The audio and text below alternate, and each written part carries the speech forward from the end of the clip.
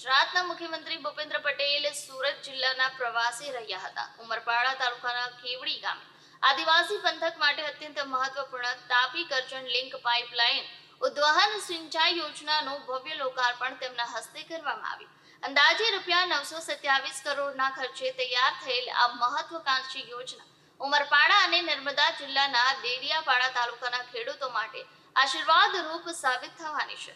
આ યોજનાના અમલથી ઉમરપાડા તાલુકાના 51 ગામોની 35,950 એકર અને ડેડિયાપાડા તાલુકાના 22 ગામોની 17,800 એકર મળી કુલ 73 ગામોની આશરે 53,750 એકર જમીનને સિંચાઈનું પાણી ઉપલબ્ધ બનશે.